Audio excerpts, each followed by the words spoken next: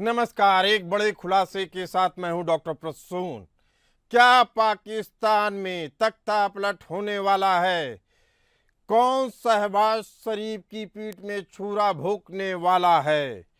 क्या पाकिस्तानी पीएम शहबाज शरीफ भी अपने बड़े भाई नवाज शरीफ की तरह एक बड़े षड्यंत्र का हिस्सा बन जाएंगे?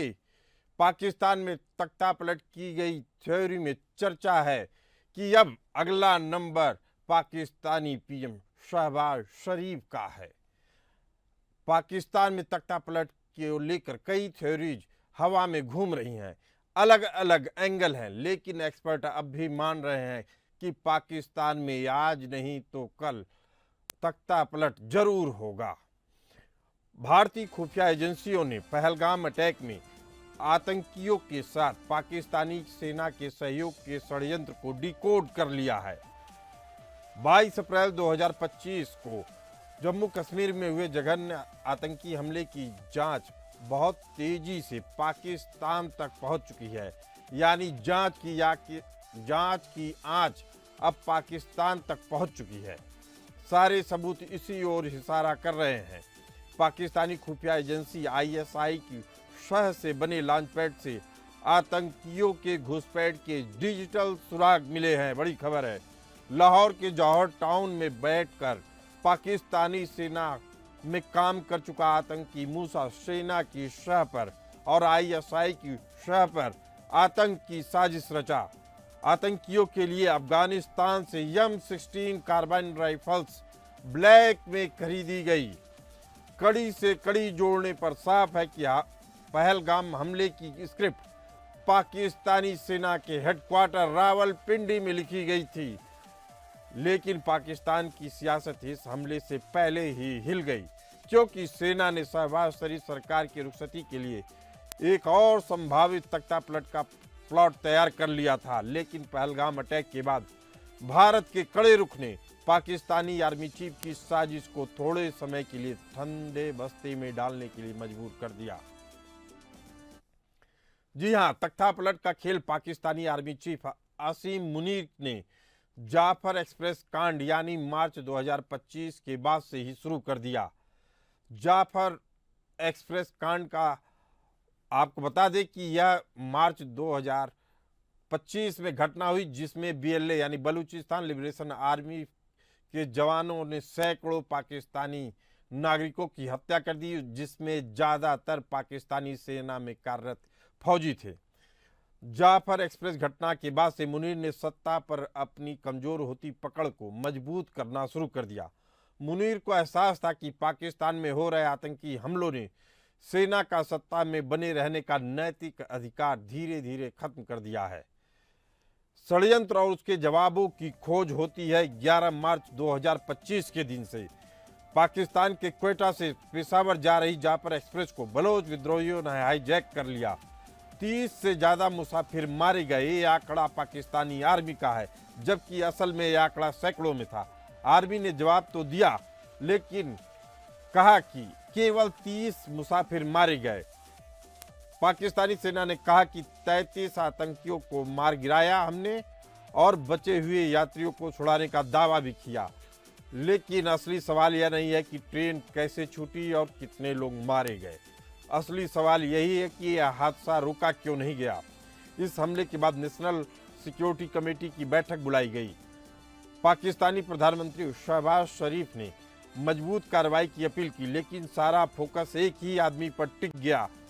वह था पाकिस्तानी आर्मी चीफ जनरल असीम मुनीर। जाफर एक्सप्रेस को लेकर बैठक में पाकिस्तानी आर्मी चीफ असीम मुनीर ने कहा, हमें एक टफ स्टेट यानी कठोर राष्ट्र बनना होगा। ये जंग अब मुल्क के सर्वाइवल और आने वाले नस्लों की जंग है। सवाल है कि किसको ये कहा? क्या यह एक इशारा था जो सिविल हुकूमत को पचा नहीं पा रही थी? उसे अब फौज अपने हाथों में ले ले। मुनीर ने गवर्नेंस का जिक्र किया, सवाल उठाया, आखिर कब तक हम जान देते रहेंगे? मुनीर के बयान में एक बार फिर वाक्य था, सॉफ्ट स्टेट नहीं चलेगा। पाकिस्तान की फौज एक जमाने में सॉफ्ट स्टेट के खिलाफ लड़ाई लड़ती रही है।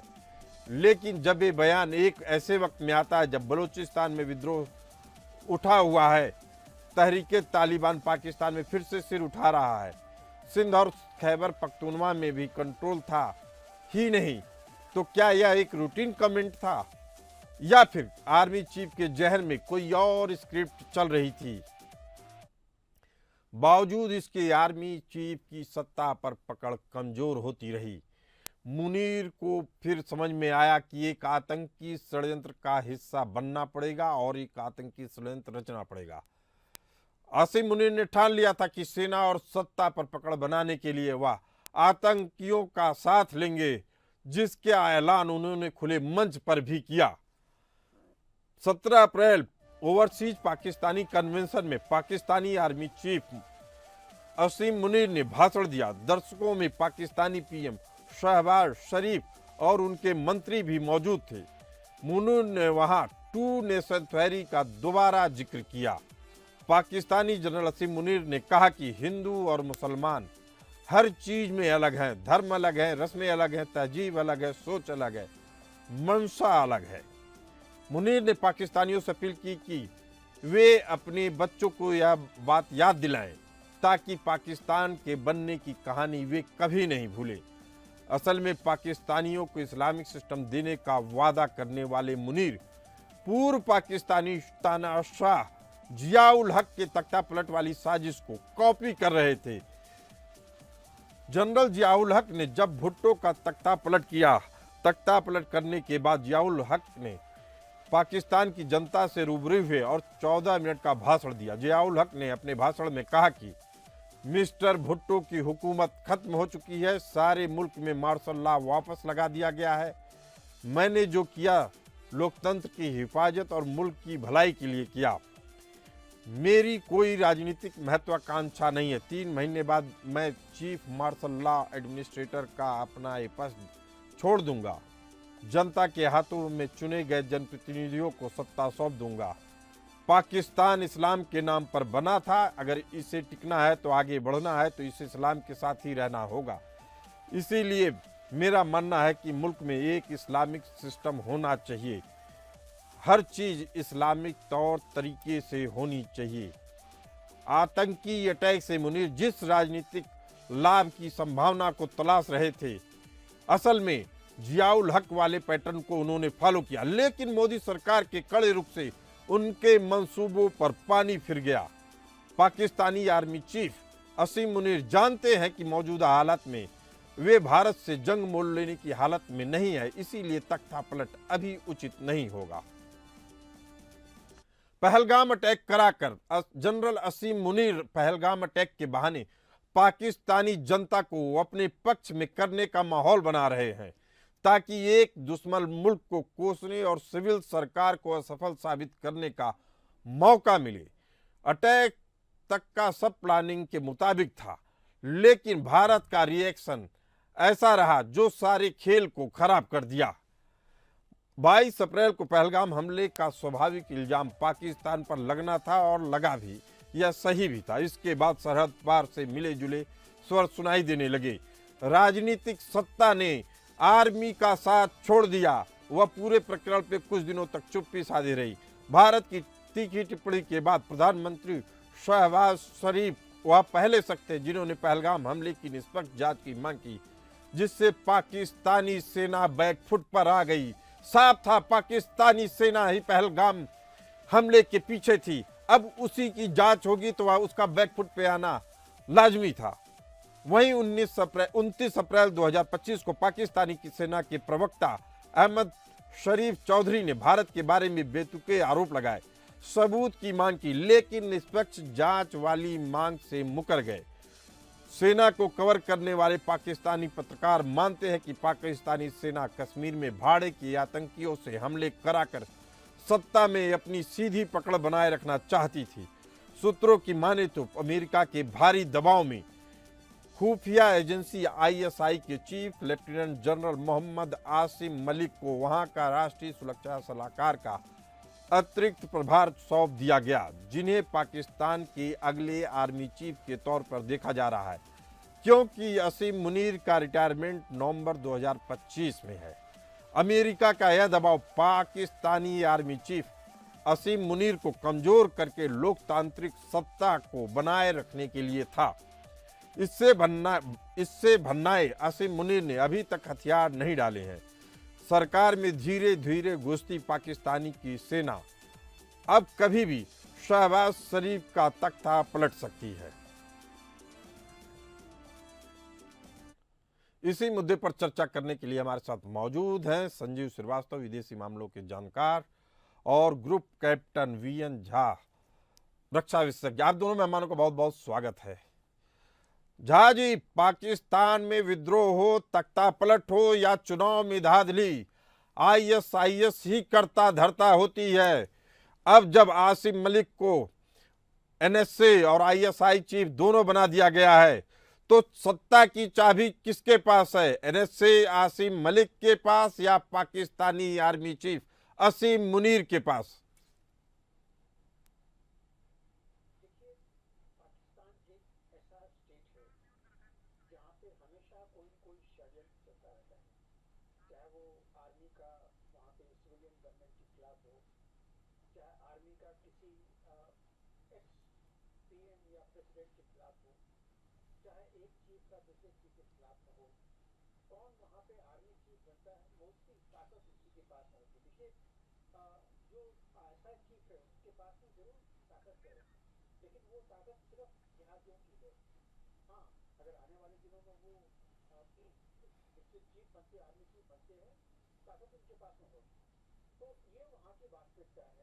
जब तक लेकिन तख्ता पलट नहीं होता है, जब तक सत्ता उनके हाथ में नहीं आती या जब तक वो चीफ नहीं बन जाते हैं, तब तक वो अभी उनका ज्यादा वहां पे नहीं चलेगा। जरूर उनकी एक जो जो स्टेट होगी जरूर होगी, क्योंकि उसको अगर ये है। झा साहब, अगर आपकी बात से इत्तेफाक रखा जाए तो असीम मुनीर के सामने यानी अभी भी दरवाजे खुले हैं, वह कुछ भी कर सकते हैं। देखिए, पाकिस्तान की मिलिट्री जो है वो सबसे ज्यादा है, लगभग वहाँ की टोटल लगभग आर्म फोर्सेस है, जिसमें से 5.5 लाख आर्मी है। एयरफोर्स तो सिर्फ मुट्ठी भर है, 45,000 या 40,000 के आसपास में, और 25-26,000 है नेवी का हैसियत है। तो आर्मी देखिए, जब आपके पास में आर्मी की है तो चाहे आसिफ मुनीर कहीं जाके छुप गए हो या कुछ भी कर लिया हो, जब तक वो ऑफिशियली सत्ता में है, सत्ता की बागडोर उनके हाथ में है, क्योंकि उनके अंदर में। लेकिन बड़ा सवाल है, आईएसआई चीफ हमेशा से ताकतवर रहा है, वह भी जब एनएसए बन जाए, यानी सरकार में भी उसकी भागीदारी है, सेना में भी भागीदारी है। और आईएसआई तो 1958 से ही काफी प्रभावी रहा है, जब से उसका निर्माण हुआ, जब से उसको लाया गया पावर में, तब से वह काफी शक्तिशाली है। और अब तो उसकी ताकत का अलग ही मुजाहरा होता है। अब ऐसे में क्या असीम मुनीर जो पाकिस्तानी आर्मी चीफ हैं, क्या उनके अंदर तख्ता पलट करने की लायक बचे हैं? उतनी ताकत है उनके अंदर? नहीं, कम से कम अभी फिलहाल, जबकि इंडिया के साथ में एस्केलेशन है, तो अभी तो फिलहाल वहाँ पे कभी तख्ता पलट नहीं होगा। एक चीज याद रखिए, आर्मी के बारे में जब भी हम लोग बात करते हैं या आर्म फोर्सेस के बारे में, तो ये चीज आप मान के चलिए कि जो उस दिन उस समय में जो कुर्सी पे बैठा हुआ है, ताकत उसके हाथ में है। जब तक कि वहां पे एक कू रेडी ना हो गया हो, तो वहां पे पाकिस्तान में भी कू नहीं, क्योंकि उसके अंदर में जितने कोर कमांडर हैं या vice chief of army staff है, वो कोई के खिलाफ नहीं है। कोई षड्यंत्र जो है वहां पे नहीं चल रहा है। हाँ, आईएसआई चीफ के को फेवर दी गई है, वो हो सकता है कि आने वाले दिनों में आर्मी चीफ बन जाए, लेकिन हो सकता है वो ना भी बने। यहाँ पे वाइस चीफ या और जो कोर कमांडर होंगे, वहां पे 9 कोर हैं। तो झा साहब वही बात कह रहे हैं जो हमारी रिपोर्ट में है, आसिम मुनीर कमजोर नहीं हुए हैं, बस उन्हें एक दांव की फिक्र है, जब दांव लगेगा तो वह कू कर सकते हैं, जिसकी फिराक में वह जाफर एक्सप्रेस कांड से ही लगे हुए हैं। हमारे साथ मौजूद हैं संजीव श्रीवास्तव जी, विदेशी मामलों के जानकार। आपसे निवेदन है कि आप अपनी आवाज को अनम्यूट कर लीजिए। संजीव जी, पहला सवाल आपसे है कि पाकिस्तान के पूर्व विदेश मंत्री बिलावल भुट्टो ने आज मान लिया कि पाकिस्तान आतंकी खेती करता था, जिसका खामियाजा पाकिस्तान को कई बार उठाना पड़ा है, लंबे समय से उठाना पड़ रहा है। क्या यह बयान पाकिस्तानी सेना के लिए बड़ा झटका है? असल में यह आतंकवाद की खेती तो पाकिस्तानी सेना ही कराती थी। क्या इससे लगता है कि पाकिस्तानी सेना और राजनीतिक सत्ता में बड़ा दरार आ चुका है? जी, क्या मेरी आवाज आप तक आ रही है? जी जी संजीव जी। जी हाँ, देखिए, ये जो बिलावल भुट्टो जरदारी का ये जो कबूलनामा है, जो कन्फेशन है, और या पाकिस्तान के रक्षा मंत्री ख्वाजा आसिफ का जो कन्फेशन रहा, जो कि एक साक्षात्कार में उन्होंने किया कि हम ये डर्टी वर्क करते रहे हैं, ये अब हमें आश्चर्य में नहीं डालता। जैसा कि हमारी deputy permanent representative United Nations में है, एम्बेसडर योजना पटेल ने इस बात को ही रखा कि ये पाकिस्तान का जो कबूलनामा है ये कोई नई बात नहीं है। पाकिस्तान पहले भी ऐसे कबूलनामे कर चुका है। इमरान खान भी इस बात को कई बार कह चुके हैं अपने बयानों में। तो ये पाकिस्तान के अंदर की जो सच्चाइयां हैं उसको दर्शाता है। बिलावल भुट्टो जरदारी ने ये बात जरूर कही है, लेकिन साथ ही साथ वो जिस तरीके का और भी बयान दे रहे हैं, सिंधु जल समझौते को लेकर के वो खून की नदियां बहाने की बात कर रहे हैं, और वो ये कह रहे हैं कि ये जो पाकिस्तान आतंक को प्रायोजित किया करता था, ये इतिहास की बात है। इसमें जाहिर है कि ये झूठ है, ये फरेब है, और पाकिस्तान आज भी आतंकवाद को इंस्ट्रूमेंट ऑफ स्टेट पॉलिसी के तौर पर और आतंकियों को स्ट्रेटेजिक एसेट के रूप में इस्तेमाल कर रहा है। पहलगाम की जो आतंकी घटना हुई है उसमें आतंकियों ने जाहिर है कि फिर से पाकिस्तान के हुक्मरानों के इशारों पर ही ये घटना को अंजाम दिया है, और उसमें जिस तरीके की एक भारत विरोधी और धर्मों को आपस में लड़ाने की एक साजिश की सोच दिखाई दी, जैसी सांप्रदायिक सोच इसमें दिखी है, उससे भी बहुत स्पष्ट है कि इनकी जो साजिशें हैं, इनकी जो भारत की प्रति जो सोच है और ज्यादा उसमें नफरत। संजीव श्रीवास्तव जी, बिलावल भुट्टो जरदारी का कमेंट इसलिए भी मायने रखता है क्योंकि इस कमेंट के जरिए राजनीतिक सत्ता बार बार बताने की कोशिश कर रही है कि ये जो आतंक की खेती होती थी वह पाकिस्तानी सेना करती थी, जिसका खामियाजा है। एक्चुअली में स्टेट की पॉलिसी नहीं थी, पाकिस्तानी सेना की पॉलिसी थी, आईएसआई की थी। और इसी के कारण से मैं आपसे फिर पूछना चाहता हूं कि क्या पाकिस्तान की राजनीतिक सत्ता और सेना में अब जो खाई है वो और चौड़ी हो चुकी है? देखिए, मैं इसको इस नजरिए से नहीं देखता हूं। मेरा ऐसा मानना है कि पाकिस्तान की सत्ता में अगर कोई बैठा हुआ है तो वो पाकिस्तान की सेना की इजाजत से ही बैठा हुआ है, और पाकिस्तान की राजनीतिक तंत्र पर भी वहां पर सेना का ही कंट्रोल है। यदि कोई राजनीतिक व्यक्ति पाकिस्तान की सेना के खिलाफ जाने का अगर उसने कोई दुस्साहस किया तो या तो वो जेल में जाएगा, या तो उसे विदेश का रास्ता दिखा दिया जाएगा, और यदि नहीं माना तो उसे फांसी के तख्ते पर पहुंचना पड़ेगा। यही पाकिस्तान की कड़ी सच्चाई है। और आज भी पाकिस्तान की सेना अपने कंट्रोल में है। जैसा कि झा साहब ने कहा, जनरल मुनीर के हाथों में ये सत्ता है। पाकिस्तान का जो सेनाध्यक्ष होता है वो जाहिर है कि उसी को हम एस्टेब्लिशमेंट के तौर पर जानते हैं। संजीव जी, कल हमने एक विशेष रिपोर्ट दिखाई थी जिसमें हमने बताया था कि अप्रैल 2022 से एनएसए का पद खाली था, लेकिन जो पहलगाम की घटना हुई उसके बाद से अमेरिका के दबाव में असीम मुनीर के बराबर पैरेलल एक और सत्ता स्थापित करनी थी। वह कोई राजनीतिक नेता नहीं हो सकता था,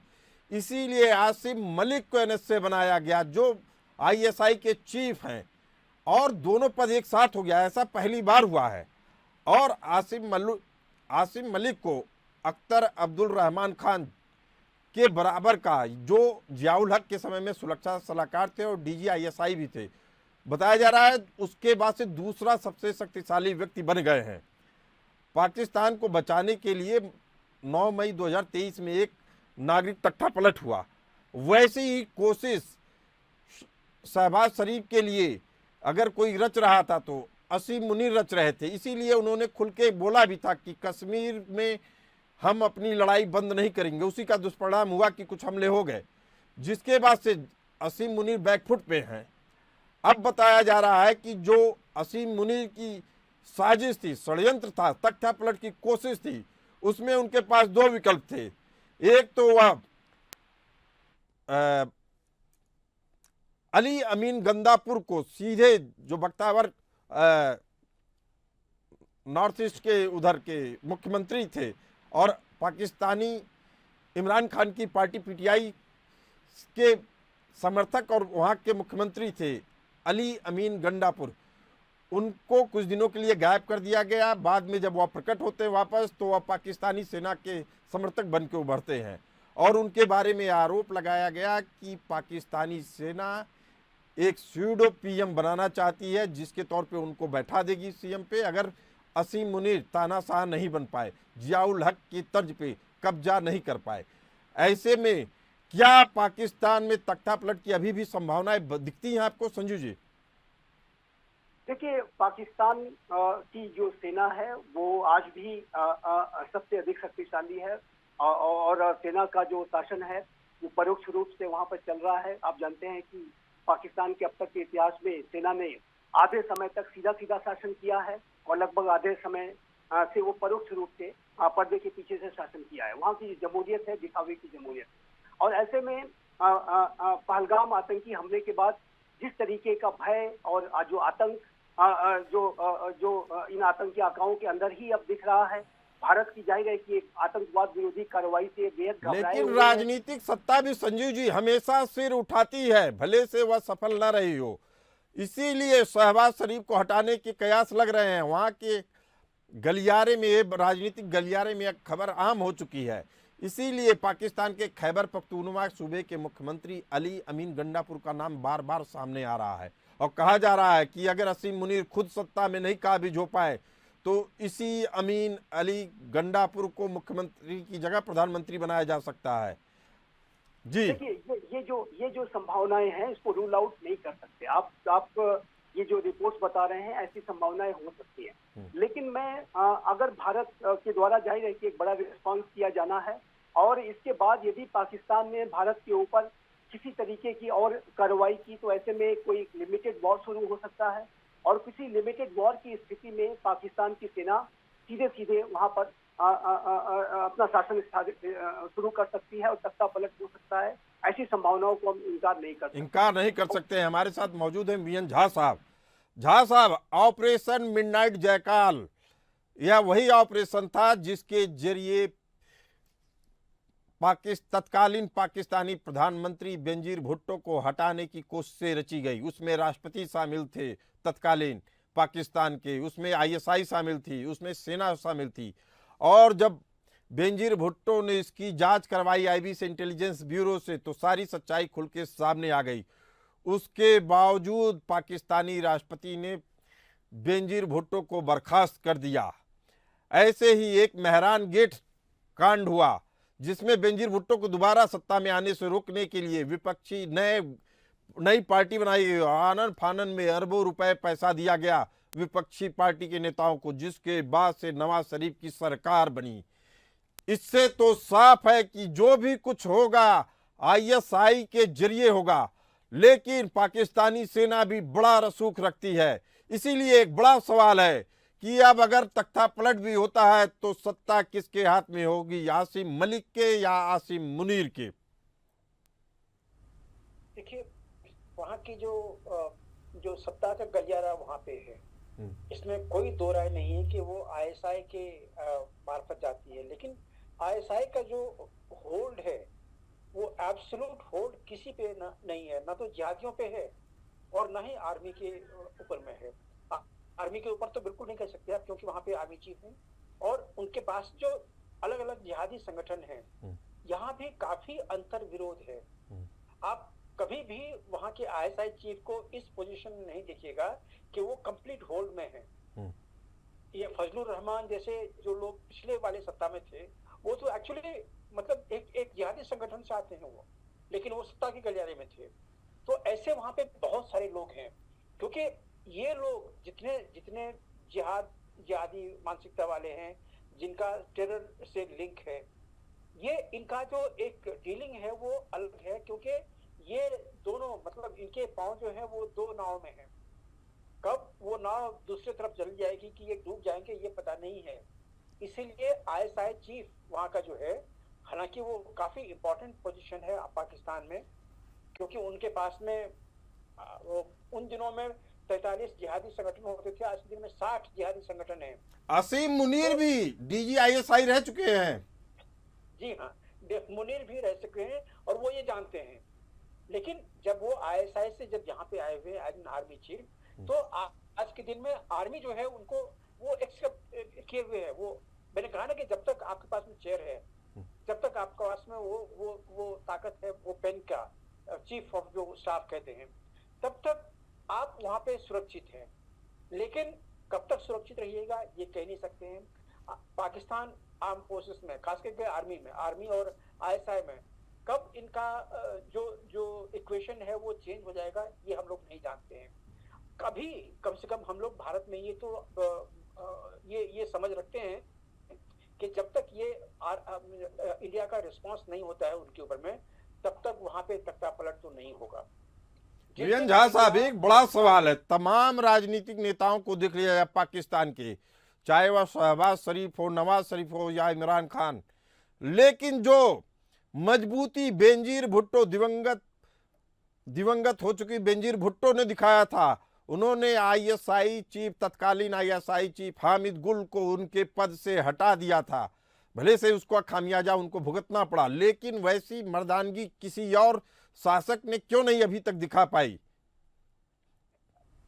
$150 मिलियन की क्वेश्चन, एक क्वेश्चन आप पूछते हैं। आज आर्टिकल छपी है एक छोटी सी पत्रिका में जिसका नाम है the counter views, military operations against पाकि टेररिस्ट बाय इंडिया। और इसमें आपको बहुत सारी चीजें ऐसी मिलेंगी जो कि हम और आप अभी तक नहीं जानते थे, जिसके ऊपर हमने ध्यान नहीं दिया था।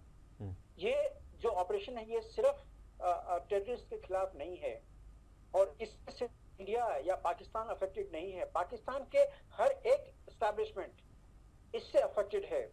और इसीलिए जो जब आप कहते हैं कि ये मुनीर कहीं पे किसी बंकर में जाके छुप गया है, ये स्टेटमेंट बनाने के लिए बात ठीक है, लेकिन मुनीर अभी भी सेना अध्यक्ष है और वहां के सेना अध्यक्ष को ही एब्सोल्यूट पावर है और किसी को नहीं है।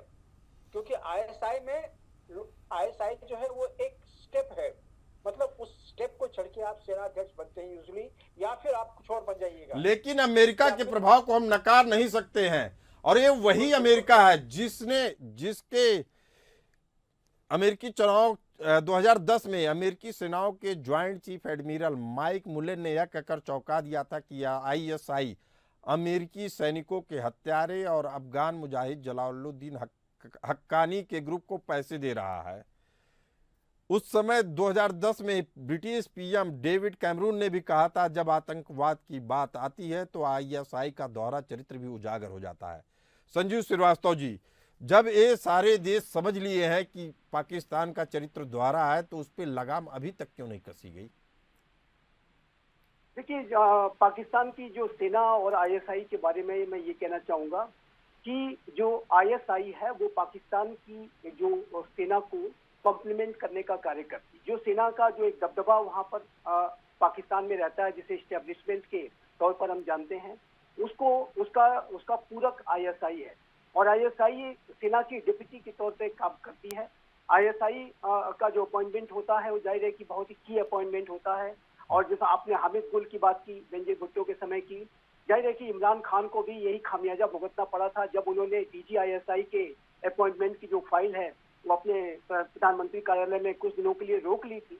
तो उसके बाद से जनरल बाजवा नाराज हो गए और उसी के बाद से इमरान खान के जो बुरे दिन है वो शुरू हो गए और उनको जाहिर एक सत्ता भी गंवानी पड़ी और वर्तमान समय में वो जेल में है। तो DGISI की जो पोजीशन है वो पाकिस्तान की सेना के लिए बेहद महत्वपूर्ण है, लेकिन जो DGISI की जो पोजीशन है वो पाकिस्तान की सेना के एक डिप्टी के तो इस चर्चा से इतना तो साफ है संजीव श्रीवास्तव जी, पाकिस्तान के ऊपर अभी भी तख्ता पलट के बादल मंडरा रहे हैं। अगर पाकिस्तानी नेता अभी नहीं अलर्ट हुए तो तख्ता पलट कभी भी हो सकता है। आप दोनों चर्चा में आए और इस चर्चा में भाग लिया, आप लोगों का बहुत बहुत धन्यवाद। फिलहाल इस चर्चा में इतना ही, हमें दीजिए इजाजत, चलती रहिए APN न्यूज के साथ।